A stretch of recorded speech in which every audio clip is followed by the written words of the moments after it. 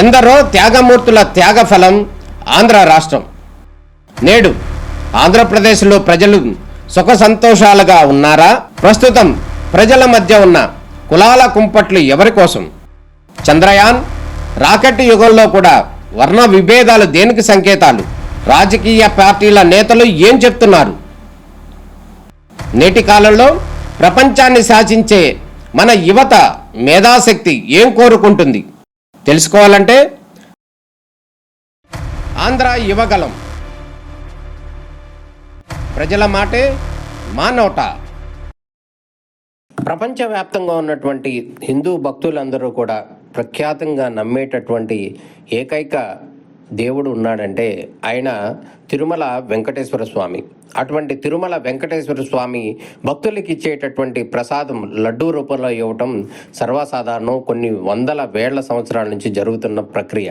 అయితే ఈ నేపథ్యంలోనే గత ప్రభుత్వంలో లడ్డూలు తిరుమల వెంకటేశ్వర స్వామి సన్నిధిలో ఇచ్చేటటువంటి లడ్డూల విషయంలో కల్తీ జరిగినాయి, జంతు కళేబరాలకు సంబంధించినటువంటి ఆయిల్ ఉంది అంటూ వచ్చినటువంటి ఆరోపణలు ఏవైతే ఉన్నాయో, రాష్ట్ర ముఖ్యమంత్రి చంద్రబాబు నాయుడు చేసినటువంటి వ్యాఖ్యలు ఏమైతే ఉన్నాయో దీనిపై దుమారం లేస్తున్న పరిస్థితి కనపడుతుంది. ఈ ప్రక్రియను చూసి డిప్యూటీ సీఎం పవన్ కళ్యాణ్ ఈరోజు ట్విట్టర్ వేదికగా తన మనోవేదనని పంచుకున్నారు.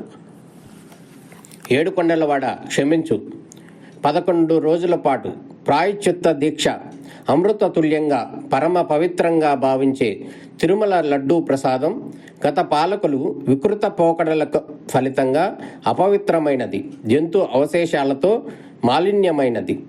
విశృంఖల మనస్కులే ఇటువంటి పాపాలకి ఒడిగట్టగలరు. ఈ పాపాన్ని ఆదిలోనే పసిగట్టలేకపోవటం హైందవ జాతికే కళంకం. లడ్డూ ప్రసాదంలో జంతు అవశేషాలు ఉన్నాయని తెలిసిన క్షణం నా మనసు వికలమైనది, అపరాధ భావనకి గురైంది. ప్రజాక్షేమాన్ని కాంక్షించి పోరాటంలో ఉన్న నాకు ఇటువంటి క్లేశం ఆదిలోనే నా దృష్టికి రాకపోవడం బాధించింది. కలియుగ దైవమైన బాలాజీకి జరిగిన ఈ ఘోర అపచారానికి సనాతన ధర్మాన్ని నమ్మే ప్రతి ఒక్కరూ ప్రాయశ్చిత్తం చేయవలసిందే. అందులో భాగంగా నేను ప్రాయశ్చిత్త దీక్ష చేయాలని సంకల్పించాను. 22 సెప్టెంబర్ ఆదివారం ఉదయం గుంటూరు జిల్లా నంబూరులోని శ్రీ దశావతార వెంకటేశ్వర స్వామి ఆలయంలో దీక్ష చేపడతాను. 11 రోజుల పాటు దీక్ష కొనసాగించి అనంతరం తిరుమల శ్రీ వెంకటేశ్వర స్వామిని దర్శించుకుంటాను. దేవదేవ, నీ పట్ల గత పాలకులు చేసిన పాపాలను ప్రక్షాళన చేసే శక్తిని ఇవ్వము అని వేడుకుంటాను. భగవంతుడిపై విశ్వాసం, పాపభీతి లేని వారే ఇటువంటి ఆకృత్యాలకు ఉడగడతారు. నా బాధ ఏమిటంటే తిరుమల తిరుపతి దేవస్థానం అనే వ్యవస్థలో భాగమైనటువంటి బోర్డు సభ్యులు, ఉద్యోగులు సైతం అక్కడి తప్పిదాలను కనిపెట్టలేకపోవటం, కనపట్టినా కూడా నోరు మెదపలేకపోవటం, నాటి రాక్షస పాలకులకు భయపడి మిన్నకుండిపోయారా అనిపిస్తుంది. వైకుంఠ ధామంగా భావించే తిరుమల పవిత్రతకు, వేదాచారులకు, ధార్మిక విధులకు కళంకం తెచ్చే విధంగా పెడపోకడలకు పాల్పడిన గత పాలకుల తీరు హిందూ ధర్మాన్ని పాటించే ప్రతి ఒక్కరిని బాధించింది. ఇక లడ్డూ ప్రసాదం తయారీలో జంతు అవశేషాలు ఉన్నాయని